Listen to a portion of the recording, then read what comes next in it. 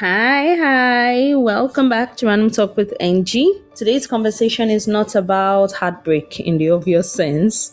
It's not about betrayal. Nope. It's not about conflict or dramatic endings. Now, it's about something quieter and often harder to explain. It's about when growth separates you from the people you love, people you still care about, people you still wish well, people who were once central to your life. And this is about the ache of realizing that love doesn't always live loudly. Sometimes it drifts. And no one tells you how to grieve a relationship that didn't end badly.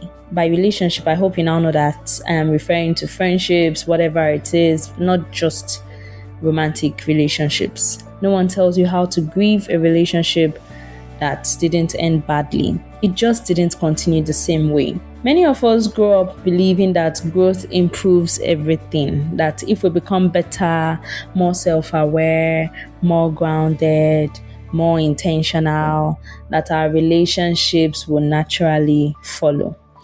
But growth doesn't always synchronize because people grow at different paces, in different directions, with different tools.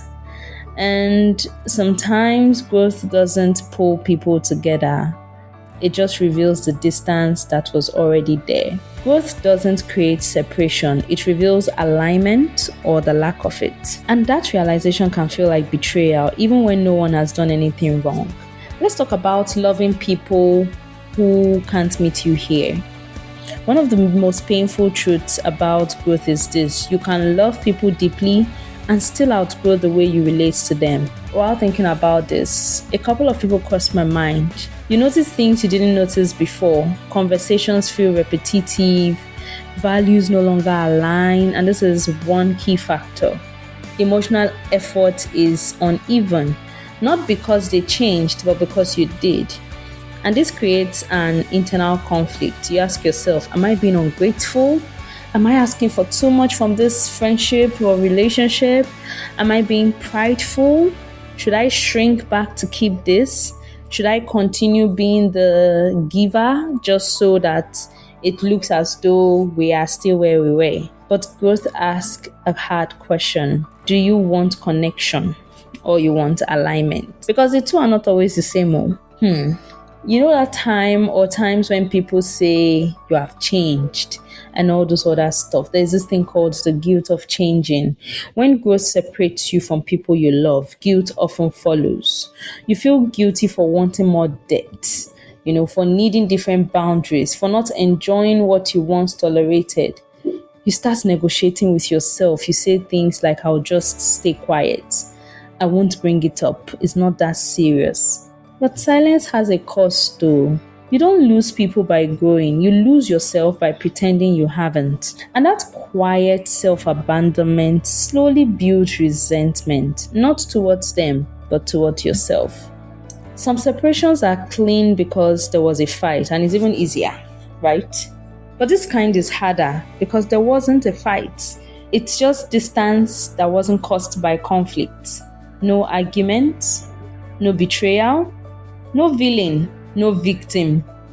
Just two people becoming different. Still kind, still respectful, still loving, but no longer close. And that ambiguity makes grief complicated because there's really no script for mourning relationships that ended peacefully.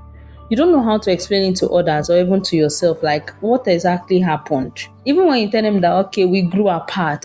Did the person offend you that you people had to grow apart? What happened?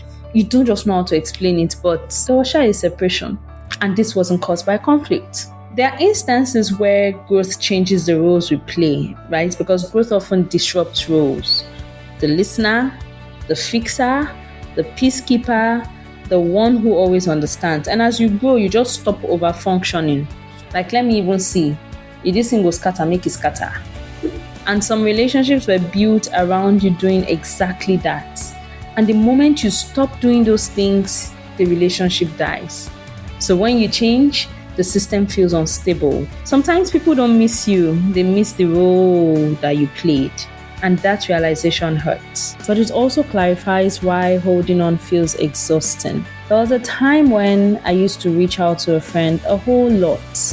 And then one day it struck me.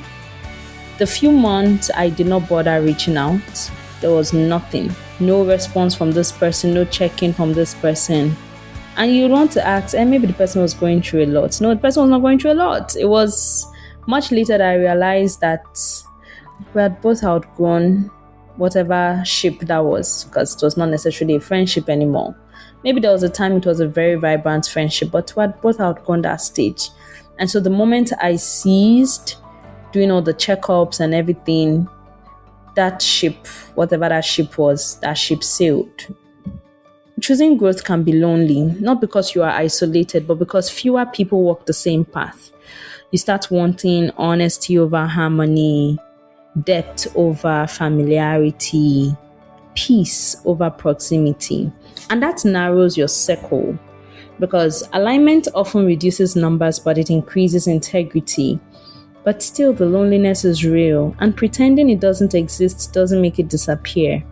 And one of the most mature forms of love is releasing without resentment. Not every relationship ends because someone failed. Some end because the season ended, the needs changed, the growth paths diverged. You don't have to villainize people to move on. You can honor what was without forcing it to continue. And that is not coldness. That is respect for them and for yourself. Even when growth separates you from people you love, not everything is lost. What remains? Gratitude, lessons, memories, parts of yourself shaped by that connection. Those things don't disappear. Endings don't erase impact. They simply change proximity. If you're listening to this and it feels personal, if you're grieving someone who is still alive, still kind, still present, I want you to know that this grief is valid. You are not dramatic. You are not ungrateful. You are not disloyal. You're human. You're responding to change honestly. Outgrowing connection doesn't mean love failed. It means life moved. Growth will separate you from some people you love, not because you stopped caring, but because you started listening to yourself. You didn't grow to lose people, you grew to live honestly. And sometimes, honesty changes who can walk with you.